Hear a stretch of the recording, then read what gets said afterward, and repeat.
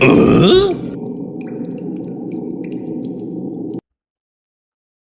everybody, welcome to APISec Security. This is your host Robbie, and today we're going to go through another OWASP top 10. This time we're going to go through inventory management or improper inventory management. So if you guys are ready, let's go. So what is inventory management for API? So we think of it just like any other asset. We have physical, we have software, we have whatever. So if we have a bunch of APIs, we need to document that. So we know that what APIs exist, where are they, where do they go, who owns them, what version are they in. This type of stuff is important. Because why? Because if we don't know what is coming in and out of our APIs, what is being exposed, well, it's dangerous. Okay? So why inventory matters.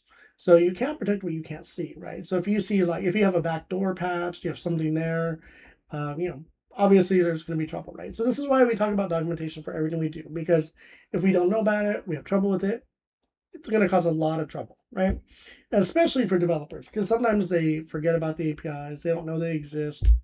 Maybe they're old, maybe they're just testing it, but they forgot to take it out of production. So these are things that we need to think about when we're thinking about our inventory. Okay, so some common causes, obviously, the most common is when people forget about it, because let's be honest, people forget, we're human, right? There was no documentation. We didn't document what happened. People leave the company. People leave the company, definitely didn't document it. So now there's just kind of like this weird list of APIs that we don't know what to do with, right? Sometimes people are using production as a testing environment. I don't know why. And then sometimes when we're migrating from V1 to V2 or V2 to V3, we forget to remove or migrate these APIs, right? So these are kind of the common problems today. So again, we think about API sprawl. So think about it this way, right? So when you're building a business, you should very much have very intentional APIs. You maybe have like 10 or 12 to kind of serve your business need. But sometimes people get a little API crazy and function crazy, and we go from like 10 to like 100 to 500, 1,000 very quickly. So when you're building your web applications, your mobile applications, be very intentional about what you're building. Don't build things just to build things that matter. And if you document them along the way, then you're going to build your asset inventory much better, okay? So the common examples, we have V1, V2, everyone knows about that. So we know V1 is the weaker version, V2 is the better version, but now we're up to V3. So that's kind of a cool thing. Beta API, test API, dev API. So there's kind of these lists of very common versioning problems, right? Okay, so attackers, again, they love V1. Why? Because it works. Everything still works even though it's not there. We don't know it's there, but it still can be there, right? So that's why we got to enumerate for that. Okay, so again, think about shadow APIs. These are built by teams. These are built by people that didn't document their information. They're not monitored. Who's going to monitor old APIs? Nobody, because it's not being used. And they were never patched. So obviously when they upgraded from V1 to V2, it wasn't a concern for them. So obviously these are gold mines for attackers, but they're huge landmines for companies. Okay, so again, the versioning problem. Very repetitive, but this is what we need. So if V1 and V2 are still there, they still work online, right? Because if they're still available online, they were never removed from production, we have the problem, right? So think about how you are setting up your versioning and how you're managing your assets. Because if not, again, still have V1 online, I can still use it and maybe perform an attack that wasn't there earlier, right? So why do attackers like this? Because companies forget about them, right?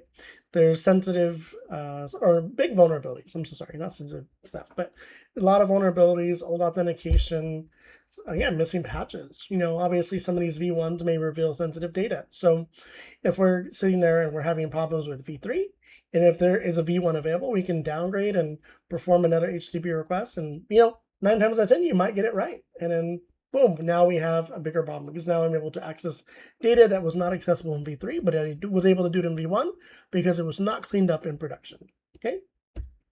So here's an API in the wild, so another series of ours. So we see that this was by GitLab. So this was a public researcher who did not disclose their information, but what had happened was they found a deprecated endpoint, and it was exposed, and the severity was medium to high. So what happened? So the older API functionality were made accessible after newer implementations have been introduced.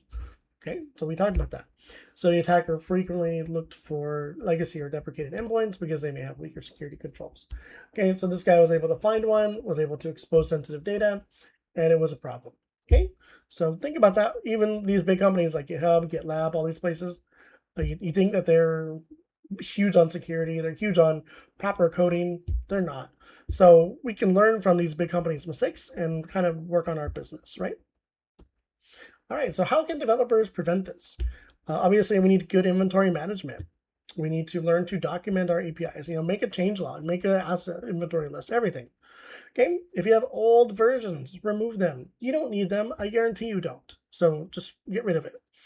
Retire unused endpoints. I know it's kind of tedious to do, but if that endpoint has no purpose, it should not be online. Because one, if a professional is looking at it and they see that it's a dead link, they just kind of say, wow, they're a sloppy developer, right? So just get rid of it. Obviously, if you do need it for some weird reason, you need to monitor the usage, get into observability, see what's happening with those API calls. Assign ownership, if I'm in charge of that API, then I need to be in charge of making sure that it's patched, it's being observed, it's running well, it's versioned correctly, stuff like this. Okay, and review regularly. Always check your API inventory. I think this is the thing that people forget about. They sit there and say, well, we'll do it once a year. And once a year turns into 5 years very quickly. So guys, think about it before you start losing control of your information, okay? All right, so some key takeaways. So API 9 happens when APIs are forgotten. There are older versions that remain online. They didn't remove it from production. Nobody knows who owns them. There's no one there to have ownership. And of course, the security updates stop, which happens, right? Because when we are in a production environment, the last thing that the company cares about is security. So they're just trying to push updates out as fast as possible. And then one, we forget about the API. And then two, we forget to do security. So now we're in big trouble. All right, so guys, let's go ahead and take a demo. We're going to go through the crappy API again, and I'm going to show you guys how we can go from version 3 or version 2 to version 1 and get some good information. Okay, so let's take a look at it. Okay, everybody, so here we are at the crappy web application. So today it's not going to be anything super cool, nothing too hacky, but we're just going to kind of create an inventory list for API. So what we're going to do is we're going to log back in and we're going to click on everything. So actually, first off, let's just go ahead and redo everything. So we're just going to do like this. So we're going to do tester at tester.com, test 1, 2, 3. So the big goal, oops, if I know how to do anything right. Okay, oops, too many ones. So the big goal here is we're trying to just kind of click on everything. Just kind of click on version history, click on reporting, try to click on shop, past orders, community, click on a test. Yep, you see one of my comments.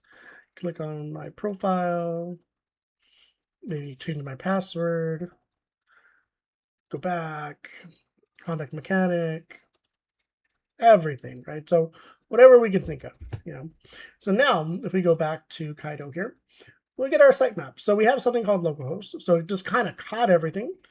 And here we go. Here we have kind of like a list, right? So we have like our identities, our APIs, our workshops, everything. Look at all these APIs, right?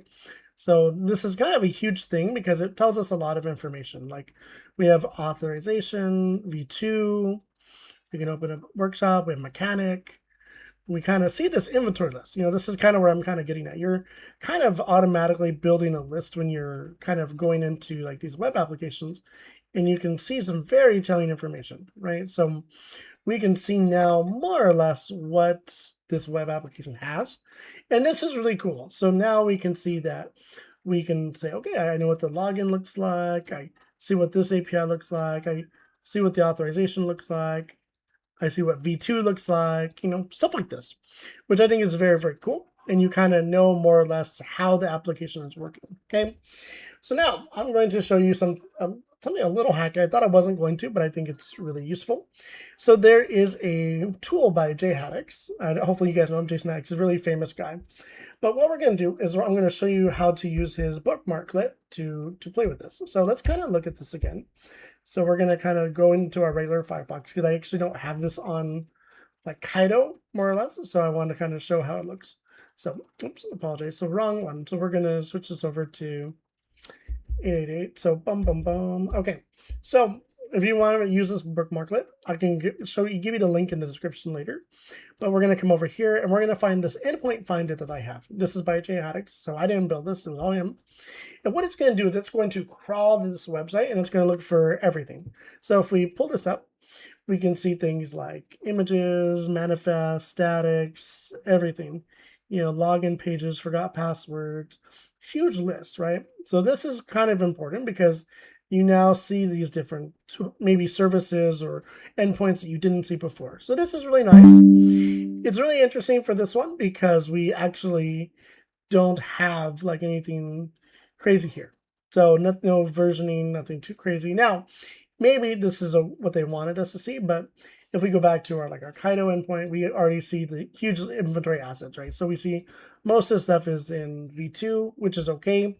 So now I think this is really important for documentation, for API, stuff like this. Now I'm sure there's other ways to do this. I think I saw a attack where you were able to sign into a mechanics login page with brute forcing using V1, but in this case, we're not going to do that. I just kind of want to show you how to build an inventory list because I think it's really important when we are doing our engagements that we have a full scope of what's happening in the web application. So I showed you guys how to do it manually, which I think is probably the most important step, and then a quicker way, which can kind of save you some time. Okay, so guys, hopefully you found this useful, and we'll see you guys in the next video. Thank you.